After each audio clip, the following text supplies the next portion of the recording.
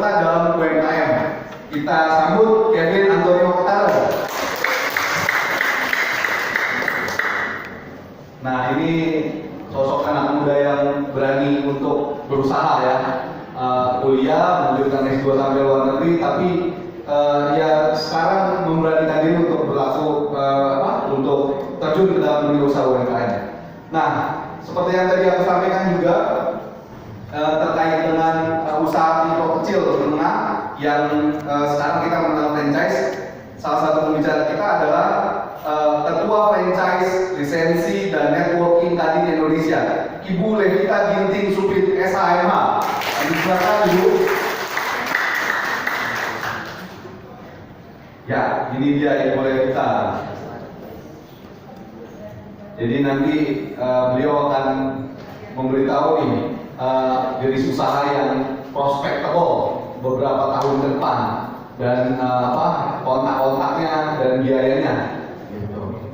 Oke, selanjutnya tadi seperti yang aku sampaikan juga dukungan pemerintah terhadap UMKM ini seperti apa sih? Nah, kita kedatangan juga pembicaranya staf ahli bidang keuangan dan pengembangan UMKM Kementerian BUMN Ibu Loto Srianita Ginting. Ya, ini udah familiar harusnya.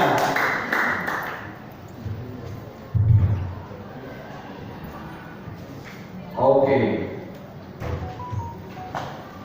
Terima kasih. Nah, sebelum kita akan memulai seminar kita akan kami tampilkan video singkat terkait produk-produk buatan Indonesia yang sekarang sudah makin berkembang dan bagus untuk dipergunakan.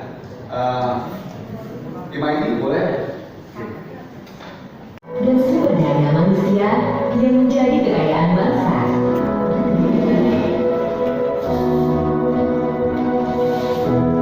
Kreativitas, kegigihan, tidak terlena dengan keindahan dan kekayaan sumber daya alam, menciptakan karya dan karya yang syarat unsur keindonesiaan. Tidak hanya untuk pemenuhan kebutuhan, tapi untuk menumbuhkan kebanggaan bangsa.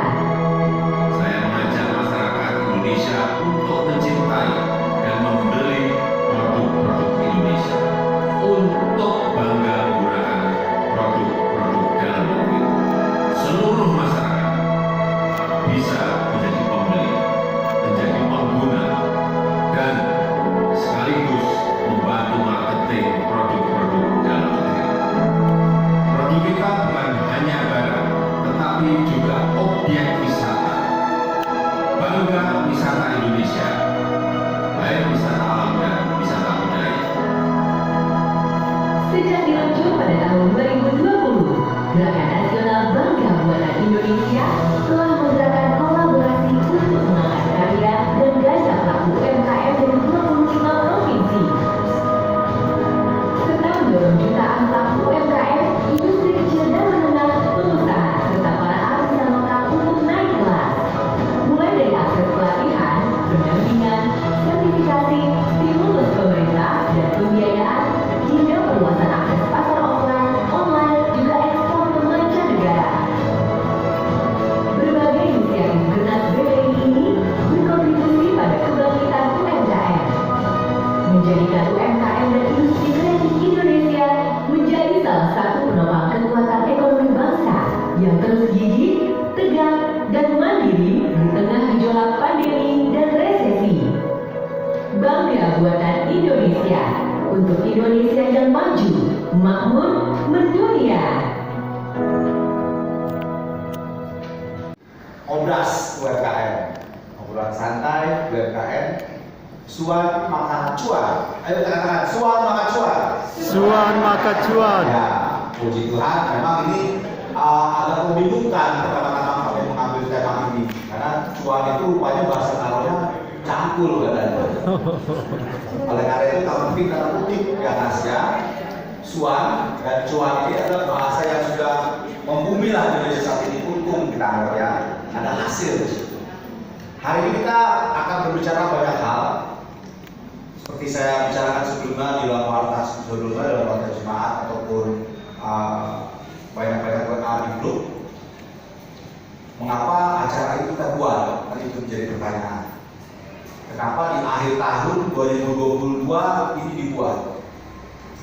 Kami BPNK dan Bungur melihat bahwa sesuai fakta lah kita bilang yang disampaikan oleh Bapak Presiden kita, maka 2023 itu gelap. Dalam artian gelap ini banyak hal, yang terutama mungkin ekonomi.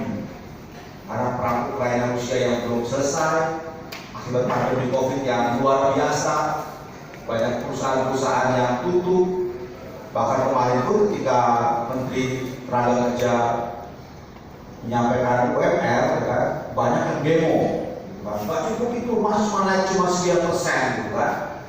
Orang-orang pengusaha malah bilang akhirnya, kalau gitu kan tutup aja, akan PHK di sini. Waduh, jadi terjadi pro kontra para buruh dengan para pengusaha. Wah, ini kacau, tuh, kan? Kalau kita tidak mensiasati di tahun 2022 ini akhir ini, maka kita akan bingung memasuki tahun 2023. Itu karena kami mencoba, kebetulan ada di tengah jemaat kita, puji Tuhan kita, tengah jemaat kita ada orang luar biasa untuk nolong kita, Anda Kevin Ketaran. Terima kasih Kak untuk waktunya yang luar biasa. Nggak gampang mencari waktu kakak ini, gitu kan? Pas kebetulan hari Minggu itu acara apa kita ketemu Kak ya? Pas kakak ibadah gitu kan, aku datang nih, Kak, kita mau ada acara ini gimana? Kak, setuju nggak? Kakak punya waktu nggak? Bagus tuh, kata gitu. Cuma ada kalau waktunya ya. Nah, jadi artinya nggak mudah mengadakan acara ini. Jadi luar biasa kita hadir pada saat ini. Tepuk tangan untuk semuanya. Dan luar biasanya lagi, ternyata kakak ini nggak mau hanya sekedar UMKM saja yang dia tahu. Dia ada juga orang yang luar biasa juga. Kakak kita, Bu Giti. Ini ketua franchise. Jadi akan banyak hal yang akan diajarkan kita juga. Jadi kami kemarin sempat, ya memang kami dalam Zoom kita kemarin hari Kamis ya. Hari Kamis kami jam 9 malam ya, kita Zoom. Kebetulan Bapak Sintia juga ada di situ. Jadi kita sebenarnya ada di sini duduk di antara kita sebagai praktisi UMKM. Jadi beliau kita anggap yang berpengalaman dari awal merintis dan akhirnya dia bisa berani membuka UMKM di pedagang jeruk. Dan satu lagi anak muda yang luar biasa, Kevin Ketaran, S2 dari luar negeri, berani mengambil UMKM. Ada apa kan gitu? Mengapa? Kok berani? Ada orang yang kita mengenal semua lah ya, ketua pemerintah kita Bapak Sintia ya, dari masa mudanya dulu, dari lacangnya dia menjadi supir angkot, bemo segala macam. Dan saat ini dia berani buka untuk jeruk. Cuma saya nggak usah menggunakan dia atau apa. Akhirnya itu pun menjadi satu kekuatan buat kita bahwa ada orang-orang yang berani. Sekali lagi berani ada kuncinya untuk memulai sebuah UMKM. Karena dia perlu berhalangan, maka mungkin saat ini Kevin coba berbagi sedikit untuk kita. Kuliah itu penting, dan yang penting sampai segini dapat kerja. Dan kamu sudah luar biasa sampai di titik S2, 2 lebih pula. Tapi kami mungkin yang di Jakarta itu berpikir bahwa S2 ngapain, bahwa UMKM kan bisa begini. Nah, ini mungkin perlu disampaikan kepada kami yang ada di sini. Kenapa sih UMKM itu penting? Karena ternyata di Indonesia itu gara-gara UMKM ya, orang Indonesia kuat dibanding negara-negara lain. Krisis resesi semua, 20 negara mengajukan ke IMF pinjaman utang gitu kan? Kita enggak, karena infonya gara-gara UMKM. Nah, mulai kami ceritakan deh, UMKM apa yang kami ambil, kenapa UMKM itu yang kami ambil, dan mengapa kita harus berani ambil UMKM. Silakan. Ya, terima kasih Bang untuk kesempatannya. Perkenalkan, namaku Kevin Ketaran. Kalau ada yang mungkin belum kenal, aku remaja di Ontario. Mungkin aku bukannya mau mengajarin seperti apa, aku mungkin lebih ke sharing aja pengalaman yang aku rasakan, karena aku merasa untuk UMKM aja usiaku juga masih seumur jagung nih, kira belum ada setahun lah aku merintis usahaku ini kira-kira. Jadi saat ini aku running di F&B di makanan, ngambil franchise ayam gepuk dan running di daerah Pulau Gadung. Jadi ayam minggu kupat kukus Pulau Gadung udah sekitar hampir 4 bulan udah running. Dan aku juga project. Oh iya, saat ini udah mempekerjakan, puji Tuhan mempekerjakan 3 karyawan. Dan proyek selanjutnya kebetulan agak promosi dikit sih. Ini baju yang aku pakai nih namanya Kaloka. Ini fashion etnik tapi bisa dibilang untuk anak muda ya. Jadi di season pertama ini Kaloka mengangkat tema From Karo for Indonesia. Jadi kita mengkombinasikan kayak model-model polos nih kayak linen dengan motif-motif karo seperti yang saya pakai hari ini. Jadi rencana Januari kita akan launching, mudah-mudahan bisa berjalan dengan lancar dan kalau bisa sih dari yang sehat yang beli juga ya. Jangan dikit. Itulah katanya kalau pengusaha di setiap momen harus jualan. Jadi momen sekecil apapun yang ngeliat diambil. Udah makasih gitu. Iya tadi.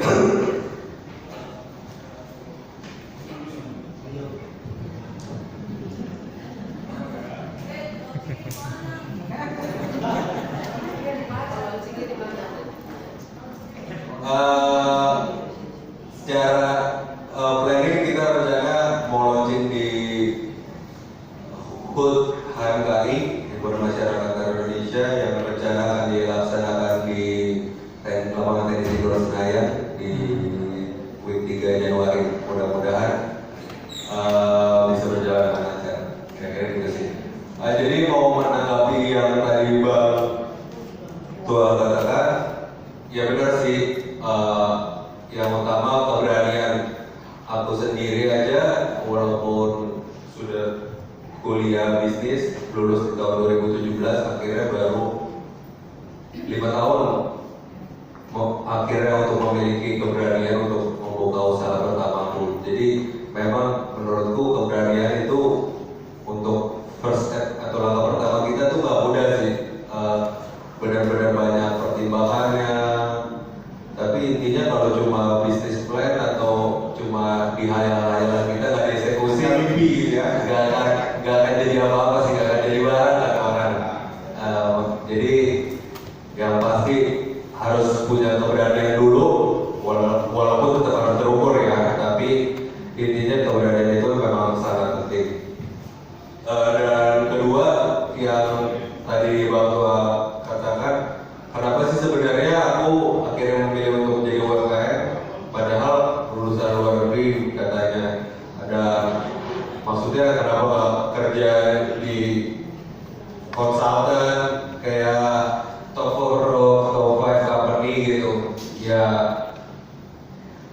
Karena kalau menurutku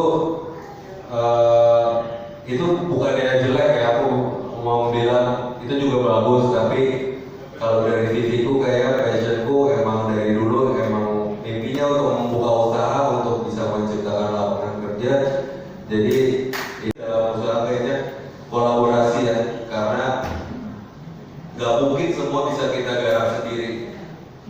Mungkin sih sebenarnya, tapi lambat kita, maksudnya nggak bisa ngajarin banyak hal, nggak bisa drawing cepat gitu kalau misalnya semua kita garap sendiri. Jadi misalnya ada contohnya dari sisi aku di project fashion aku ini, aku kolaborasi sama partnerku seorang fashion designer. Jadi kita punya ngasih input masing-masing, aku bisa menggarap dari segi branding dan penjualan dan bisnisnya, dia bisa lebih ke kreativitas dan produksinya. Jadi itulah salah satu maksudnya bentuk kolaborasi. Running bisnis atau membuka bisnis itu nggak harus semuanya benar-benar kemampuan kita, skill kita sendiri, tapi dengan kita bisa bergaul, kita networking, itu bisa membuka opportunity. Dia bisa ini, kita punya ini, bisa dikawinkan dan bisa menjadikan sesuatu. Kira-kira gitu aja sih Bang. Thank you. Ya, super sekali ya. Kita buatkan sih perusahaan agar banyak karyawan gitu ya, membantu orang lain untuk bisa join dalam bekerja. Ini hal yang luar biasa dan ini menjadi satu motivasi kita gitu. Kalau anak muda Indonesia kenapa kita tidak gitu kan? Di sini ada Permata, katakan Permata. Ada beberapa ya, ada banyak ya, tapi itu motivasi kalian juga artinya bahwa Permata pun punya uang untuk itu. Jadi jangan tunggu jadi orang tua dulu baru aku mau buka usaha, tidak juga ternyata ya. Jadi Permata pun bisa buka usaha. Nah, kalau kita terkait UMKM ini, artinya kan banyak orang selalu berpikiran aku bisa UMKM kalau pertama aku bisa punya skill gitu kan. Jadi ketika mereka bingung melihat skill mereka atau pengalaman mereka, akhirnya mereka apa yang bisa aku lakukan ya? Asal ya kalau itu nantilah jadi mana takut dia dulu. Nah mungkin ada solusi lain yang akan bisa berikan misalnya kayak kemitraan atau franchise. Boleh dijelaskan kepada kami kan? Oke, terima kasih. Selamat siang semuanya. Menjual-jual kita Rina. Jual-jual. Ya, tadi udah diperkenalkan, saya Devita Ginting. Saya senang sekali. Berdiri minder jadi. Sahabat saya Loto, sahabat sejak kecil dan ternyata anak-anak kami sudah besar. Anak saya juga paling besar umur 28 tahun dan paling kecil umur 21 tahun. Anak saya paling kecil juga seorang entrepreneur, dia juga belum selesai kuliah, tapi dia juga memulai satu usaha. Jadi saya mau menjelaskan sedikit tentang Kevin. Ini anak muda yang luar biasa.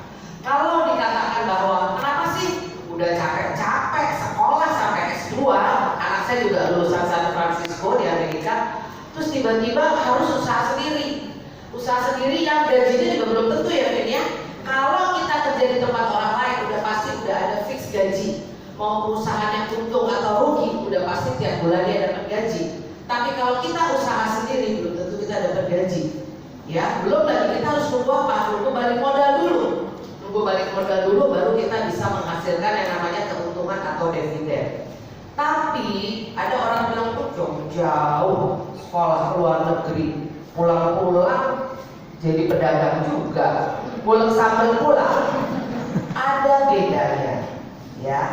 UMKM kalau dia mempunyai basic pendidikan, pasti bisnisnya berjalan lebih baik daripada UMKM yang dijalankan bisnisnya oleh orang yang tidak punya pendidikan. Bukan berarti orang yang tidak punya pendidikan tidak bisa menjalankan UMKM, bukan. Tapi saya hanya mau memberitahu perbedaannya. Perbedaannya kalau satu usaha UMKM dijalankan oleh seseorang yang mempunyai latar belakang pendidikan, khususnya dalam bidang bisnis atau bidang apapun, itu bisa akan lebih maksimal menjalankan bisnisnya.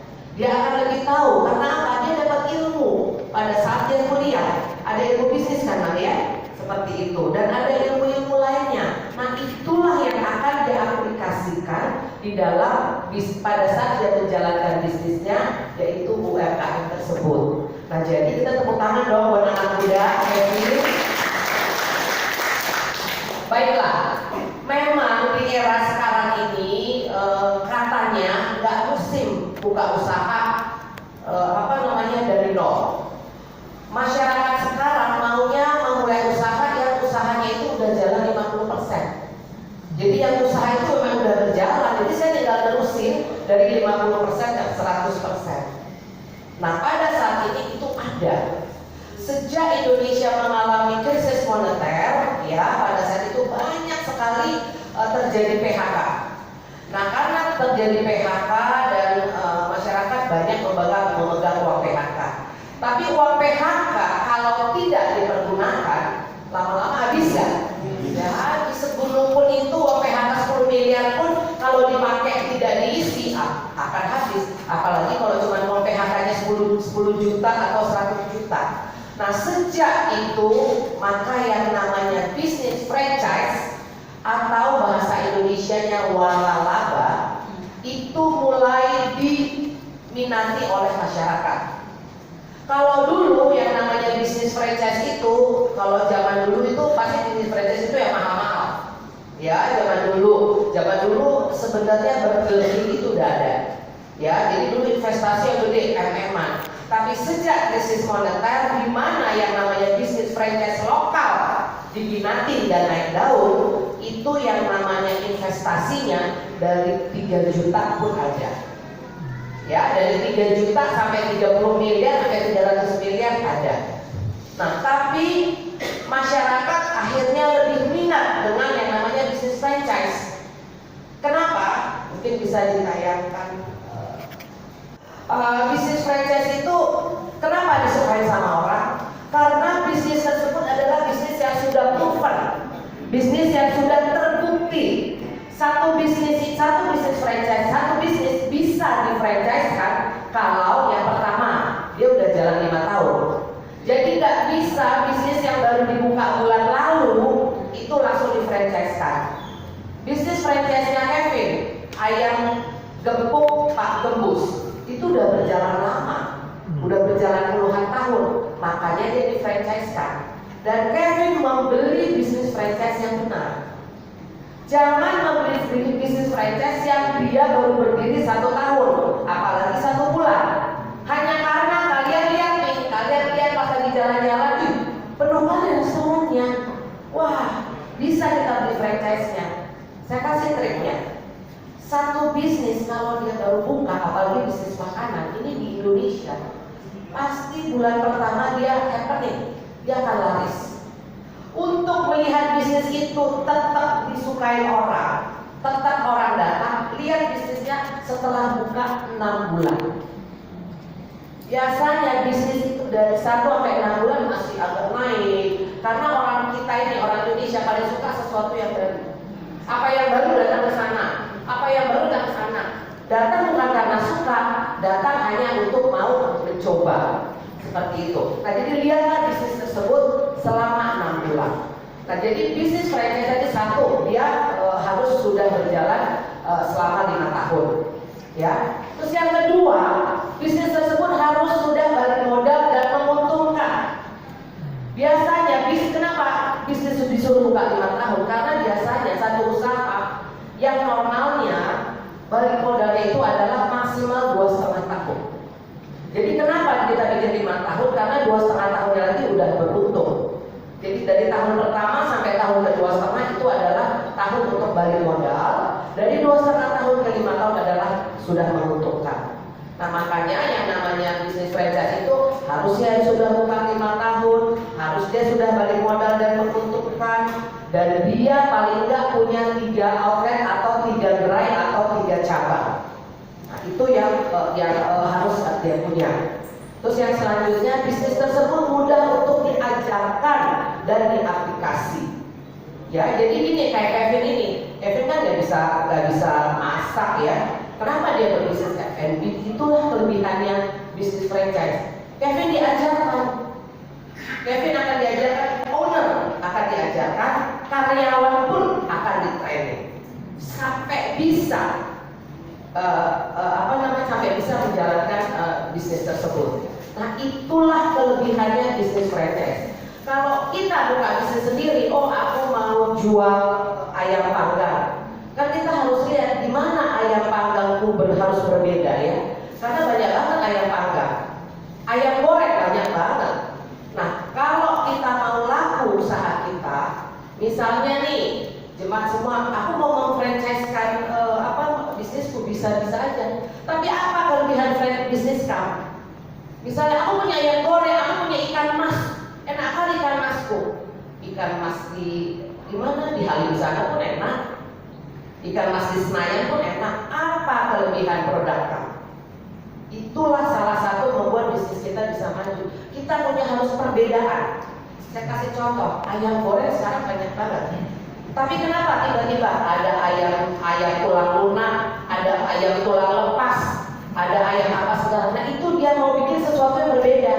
Ayamku sama dengan ayam orang restoran sana, tapi aku punya ayamku itu bisa dimakan sampai tulang-tulangnya. Orang di sana ayam goreng, tapi kan tulangnya dibuang. Nah, itulah salah satu ciri khas yang harus dipunyai bisnis tersebut bisa untuk di franchise-kan seperti itu. Nah di sini ada oke. Nah ini tadi yang saya katakan bahwa oh iya, untuk bisnis franchise sekarang yang paling digemari, diminati oleh masyarakat, yang pertama adalah kuliner. Ya, yang pertama adalah kuliner. Kuliner itu ada restoran, ada kafe, ada jual minuman, seperti itu. Yang di gerobak-gerobak, di booth-booth juga, booth yang makanan, minuman. Nah, itu yang paling banyak sekarang direspon baik oleh masyarakat. Artinya yang banyak dijual oleh masyarakat.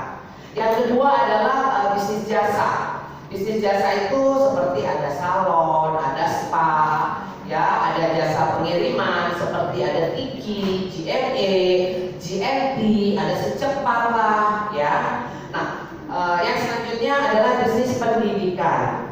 Bisnis pendidikan juga, bisnis pendidikan itu dari PAUD, ya, dari anak sekarang, anak bayi pun udah sekolah.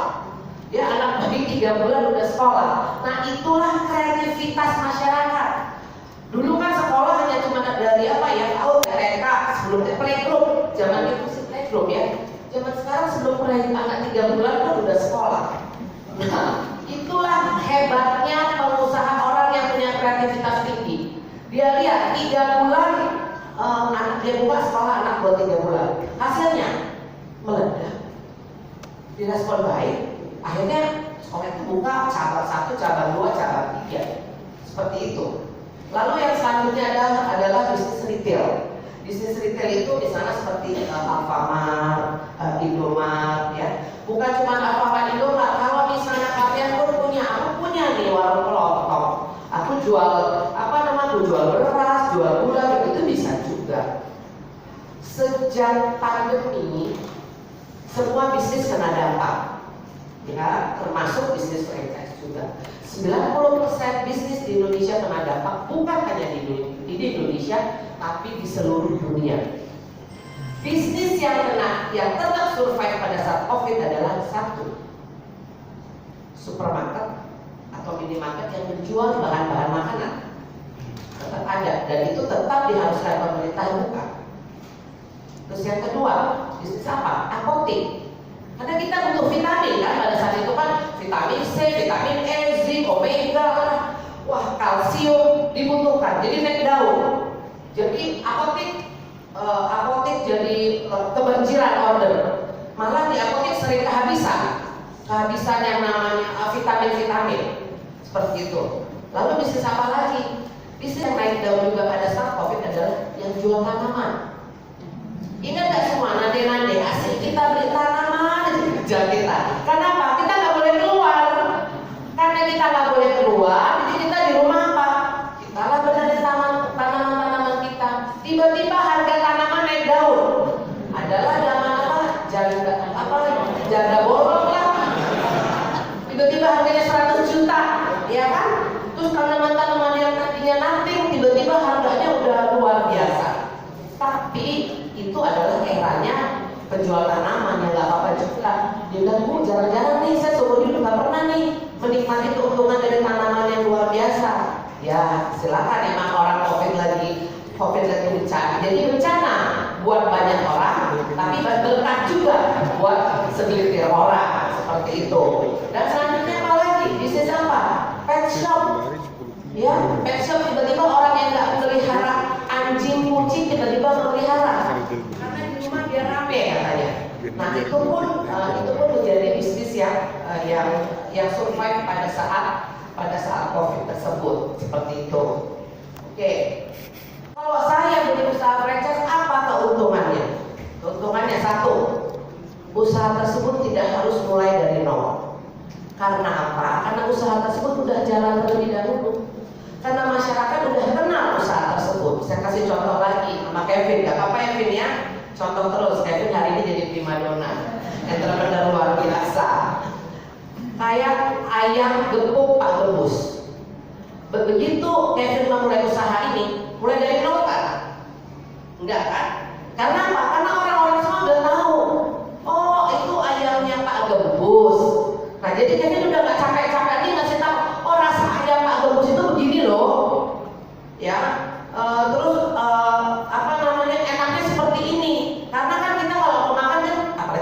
nanding-nanding. Pas ngajak makan keluarga, ini enak nggak ya kira-kira? Harganya masuk nggak ya dengan kantong kami ya? Nah kalau dia bisnis franchise, masyarakat udah tahu terlebih dahulu. Kayak misalnya KFC, pasti semua tahu kan KFC itu jual kentang kan? KFC itu bukan jual bakmi. Nah itu orang udah tahu. Pizza Hut, orang udah tahu itu jual pizza, gitu. Bukan jual ayam. Nah itulah restoran franchise. Jadi masyarakat udah tahu dulu tentang bisnisnya. Jadi pada saat kita buka bisnis tersebut, kita nggak mulai dari nol. Kita udah berada di titik 50%. Karena dari 0 sampai 50% itu sudah dijalankan oleh franchisor atau yang punya bisnis tersebut. Ya, dia yang jalanin dulu dari awal-awal, dia masak dulu, dia coba dulu ke masyarakat, suka nggak? Setelah suka dia terusin. Setelah dia terusin dia bikin promosi jor-joran. Habis itu dia bikin lagi SOP-nya. SOP itu standar operation-nya. Nah, jadi keuntungannya adalah satu, kita nggak memulai dari nol. Yang kedua, kita akan diberikan pelatihan-pelatihan. Saya kasih contoh diri saya. Saya juga berbisnis, saya punya beberapa restoran. Saya orang yang nggak bisa masak. Anak saya bilang, Mama, masak air aja gosong. Karena pernah pada saat di apartemen anak saya di San Francisco, anak saya bilang, tolong dong masakin air, dia lagi sibuk-sibuk bersihin. Saya juga lupa, tiba-tiba udah jadi airnya udah gak ada, airnya udah gosong. Makanya saya bilang, Mama, masak air aja gosong. Tapi kenapa bisa usaha restoran saya maju? Saya bilang saya nggak bisa masak, tapi saya bisa berbisnis. Kalau soal masak kan saya bisa bayar tukang masak, saya bisa panggil chef. Dan yang kedua, bisnis saya bisnis franchise. Jadi saya nggak harus tahu semuanya. Pada saat saya menjalankan